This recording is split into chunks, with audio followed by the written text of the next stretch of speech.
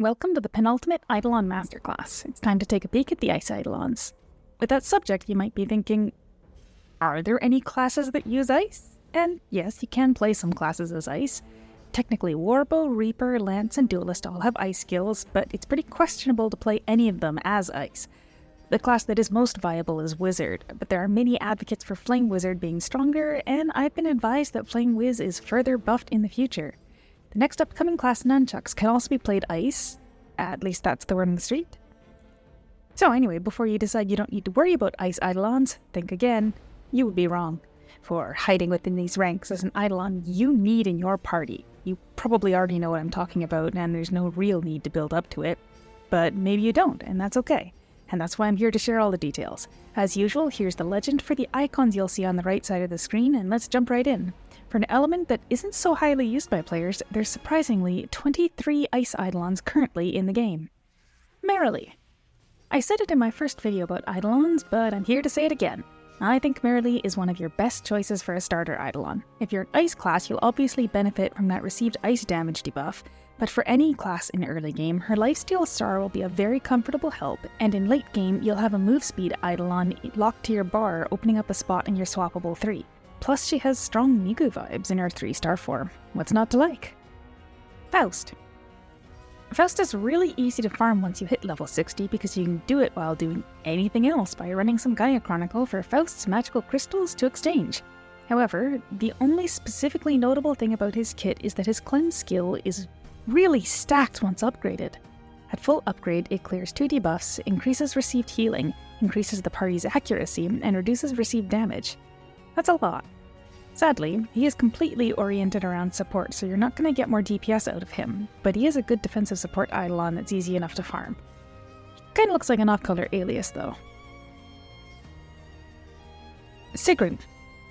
Sigrun is one of the easiest Eidolons you'll get, as you'll receive her full keys every time you level up a new character. Plus, on the plus side, she's not a terrible defensive support Eidolon, and you can get received ice damage debuff by upgrading her skill. But long-term defensive support Eidolons just aren't what you will want to be using, so as usual, not recommended to upgrade. But even worse, there's an item that is called Sigrun Swimsuit, and it's not even really implemented in the game. And I kind of feel like that's misleading players. Very sad. Nazrudin. Way back in the old times, there used to be a Nazrudin world boss that you triggered by grouping up with a bunch of people to fish up a ton of Nazrudin eggs in the water where Whirlpool Abyss would eventually be added. I thought it was a lot of fun, I just kinda wanted to reminisce. Anyway, nowadays Nazi doesn't have any specific ice damage buffs, and the flat defense debuff is fine, but the received crit rate up debuff doesn't have any specific numbers on it, and in late game you'll probably have capped crit rate even in dungeons, so due to that, not exactly a must-get. Cleopawtra. For the original area release, Cleopawtra was a paid Founders-only item. As a result, she was never fully released until Archive, at which point the diamond skin costume became the Founders-only part, and Cleo was finally free to drop fragments in the Temple of Eidolons. Sadly, that is the only place you can farm her in-game, and her LP store fragments were made more expensive than other Eidolons of her age accordingly. You here for the game history lesson? Anyway, she is similar to Tigerius Caesar in that she makes an excellent move speed Eidolon, but you would need to re-roll her star's move speed to get the most out of that. Otherwise, she doesn't have enough DPS support to warrant upgrading her skills to get her small received ice damage debuff. Shirayuki. The Lady of Evening Snow is an Eidolon you can easily obtain from your Gaia support cube at level 30, but you can only get 1 key that way in your whole account. For more, you'll need to farm her in dungeons or the Temple of Eidolons. Her kit is a little of everything. A little healing, a little debuff, and an immobilizing skill, and then her stars are okay for some damage buffing. Her ice-specific support is locked behind Starstones. She's a solid choice for anyone of any class in early game because she is a little bit of everything, but I wouldn't recommend investing too much as you will want to save your resources for specialized Eidolons. Ayako. This hungry missy 8 tears arm. 0 out of 10. Review over. Jokes aside, Ayako isn't far off Cleopatra, but it is easier to farm her, and she has twice as much received ice damage at her fully upgraded skill level. If you're a big fan of her design and can get over how she is wronged tier, she wouldn't be the worst choice to use since her debuff is Ice 30% once upgraded. But that's a lot of resources to make an Eidolon just barely usable, and I won't get over what she did to tier. Eternia. You can get Eternia in 2 ways. First, by running solo Vault of Eternity, you are guaranteed between 1 and 10 Eternia sands every 3 floors, and 50 makes a frag. Technically a pretty long grind, but you are guaranteed to get some, so you can make consistent progress. You can also gather up all 6 of the Academy costumes and take them to Port Scandia. Trade them for the coins, and then the coins for her graduation costume. It doesn't say it, but you actually get her key with that too. Anyway, as for her kit, I'd say her main draw is that she has Ice skill stars and a Lifesteal skill. You can get the Ice damage received debuff on her skill upgrades as well, making her a nice comfort pick, but she's not exactly the queen of DPS. Lumikki. When you're working on farming tier in dungeons, you'll probably end up getting your hands on Lumikki too. She has an okay buff of flat damage and crit damage, and a flat defense debuff, but her stars will need a reroll, and her Ice-specific support is fully locked behind Starstones. She does, however, have our first notable token for Ice. Sadly, it's not that notable, being a 5% damage and evasion debuff. But, as I said, you're definitely farming tier, so you're gonna run into her, and she's got a move speed archive, which is nice. Undine. Currently spawning in the endgame dungeons that open at S level 15, she's a quite elegant Eidolon with some unique features in her kit. Without upgrades, she's got a flat defense and damage debuff, and a cleanse that also heals, but locked behind her upgrades, she also has up to 10% detail damage buff for your whole party. She also has the first actually notable token with an 8% defense debuff. Sadly, she's not really ice-oriented, and if you haven't figured it out yet, buffing your main element is a pretty key to a DPS Eidolon, with only a few notable exceptions. In that respect, Undine isn't bringing a ton to your party, and it's hard to recommend fully upgrading her skills for a 10% detail damage quick swap buff. Hebe. This beautiful violin player hits the right chord visually for me, but her gameplay just doesn't live up. She has a flat heal over time, which usually isn't as valuable as a lifesteal heal, and on her skill upgrades, the ice damage buff is only for herself. She does have that coveted received damage debuff on her other skill upgrade, but as with Undine, it's hard to advocate for upgrading that to max just to use as a quick swap. For healing, I think Eternia is better and easier to farm.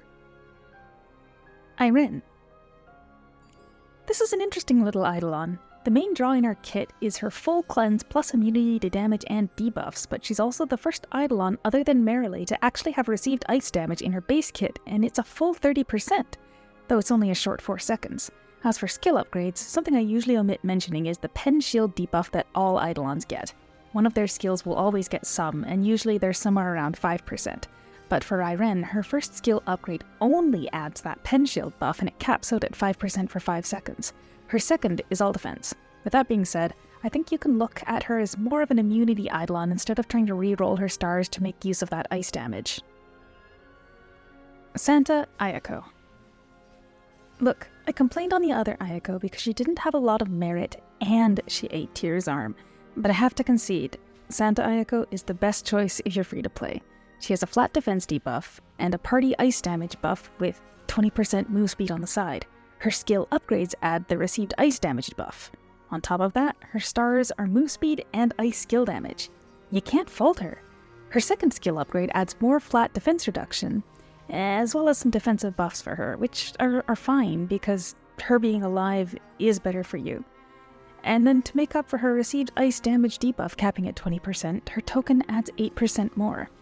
It's hard to admit, but if you're free to play, Santa Ayako is the way to go.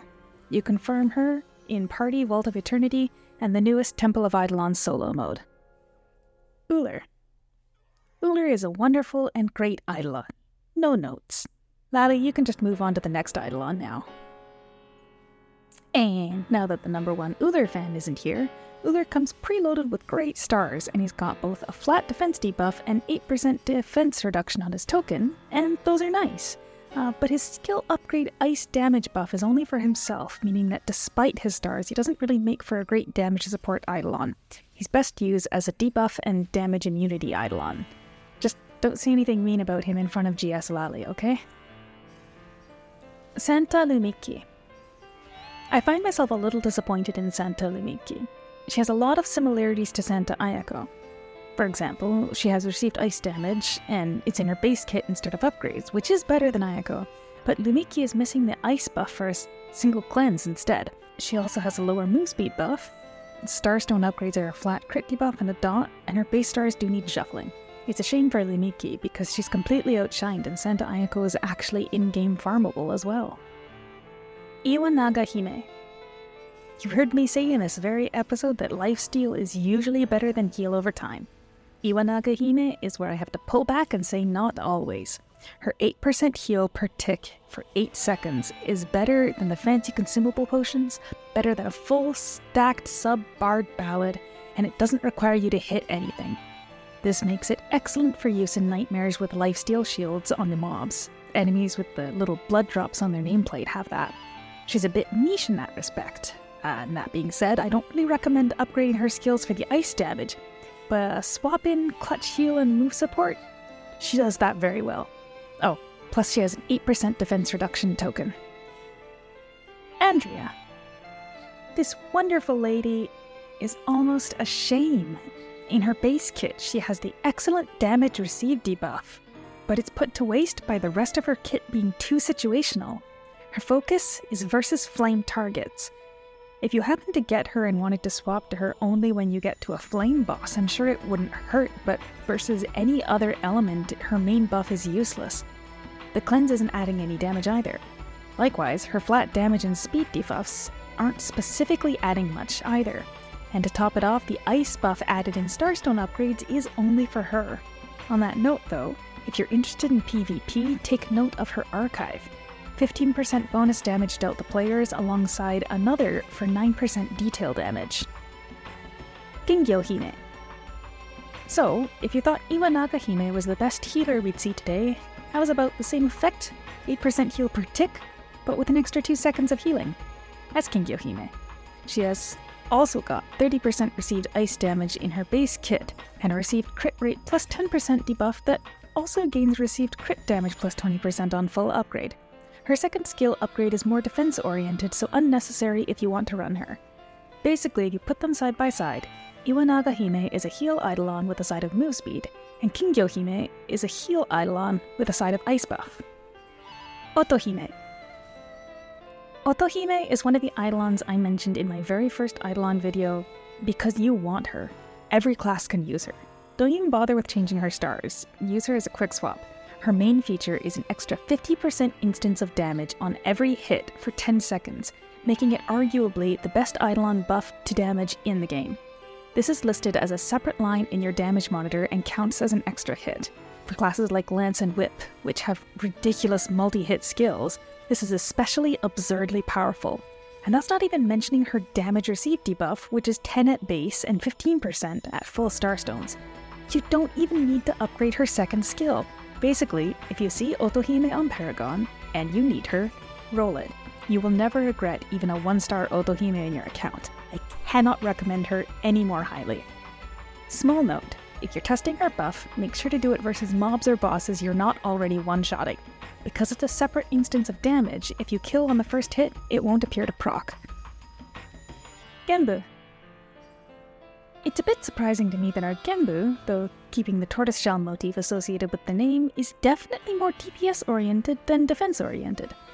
That said, her base kit buff is 8% detailed damage, and 15% received ice damage debuff, only getting up to 30% with full skill upgrade. Her other skill upgrade adds a debuff for 15% crit damage received with another 30% on her token. The flat damage debuff isn't adding to your damage at all though. I guess this isn't exactly a raving review, but I suppose I mentioned Elizabeth having a Link animation dance, so I should point out that Genbu's is similar in nature, so if that's important to you, take note. Santa Idun. This Sheepy Missy is the actual, complete, full DPS support eidolon you need if you're playing an ice class. She has ice skill buff with Starstones, the received ice damage debuff, the coveted damage received debuff, and a flat defense debuff, both that increase with Starstones. She has ice skill damage in base stars, though you'll probably want to reroll the crit stars, and even her token, though it's translated incorrectly, is DPS oriented. Same as Genbu's, it has 30% received crit damage debuff. She needs all the star stones, but she is worth it if you want the premium ice experience. Siren. Undine looks like she was mermaid-inspired, but Siren is our first real mermaid.